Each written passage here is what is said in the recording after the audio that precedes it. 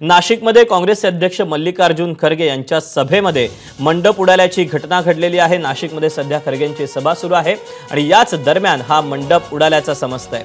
खरगेंच्या सभा मंडपाला या वादळाचा फटका बसलेला आहे। मंडप उडून गेल्याने या दुर्घटनेमध्ये 2 जण गंभीर जखमी झाल्याचं समजतंय। काँग्रेसच्या इगतपुरी त्र्यंबकेश्वर विधानसभा मतदारसंघाचे उमेदवार लकी जाधव यांच्या प्रचारासाठी या सभेचं आयोजन करण्यात आलेलं होतं। अचानक वादळ आलं आणि यामुळे हा सभा मंडप कोसळल्याची घटना घडली आहे। काय नेमकं घडलं आपण जाणून घेऊयात। शुभम बोडके आपल्या सोबत आहे। शुभम, काय नेमकी घटना घडलेली आहे आणि आत्ताची परिस्थिती काय?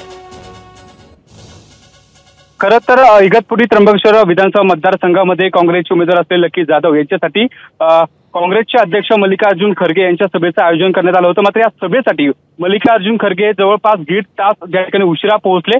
मात्र त्या ठिकाणी पूर्ण मुंबईत आपण जर बघितलं तर त्या ठिकाणी ज्या आलेल्या वादळामुळे हे संपूर्ण जो सभा मंडप आहे तो कोसळला आहे। त्या ठिकाणी कार्यकर्त्यांनी देखील काही किरकोळ जखमी झाल्याची माहिती मिळते आणि अनेकांची त्या ठिकाणी तारांबळ उडाली। आपण जर बघितलं तर त्या ठिकाणी असलेल्या मोकळ्या मैदानावर ही सभा आयोजित करण्यात आली होती आणि त्र्यंबकेश्वर आणि या परिसरामध्ये मोठ्या प्रमाणात ज्या इथे त्या ठिकाणी वादळ आल्यामुळे ही संपूर्ण घटना घडल्याची प्राथमिक माहिती मिळते। दीपक,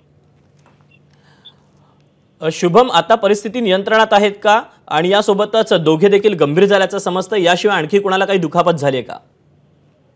बरोबर, त्या ठिकाणी अद्याप तरी दोघं ज्या इथे जखमी आहेत त्यांना आता खासगी रुग्णालयामध्ये उपचारासाठी दाखल करण्यात येत आहे। मात्र त्या ठिकाणी आता सध्याची परिस्थिती जी आहे ती नियंत्रणात असल्याची माहिती मिळते। आयोजकांच्या माध्यमातून या ठिकाणी संपूर्ण परिस्थिती आता आटोक्यात आणल्याचं आपल्याला पाहायला मिळतंय। दीपक, या सभेच्या ठिकाणी आता कोणी नेते उपस्थित आहेत का? कोण कोण नेते ज्या वेळेला हा मंडप उडाला त्यावेळेला उपस्थित होते?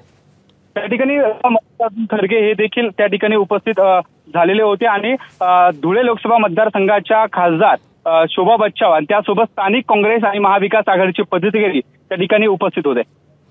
शुभम, धन्यवाद दिलेल्या सविस्तर माहितीबद्दल। एबीपी माझा, उघडा डोळे बघा नीट।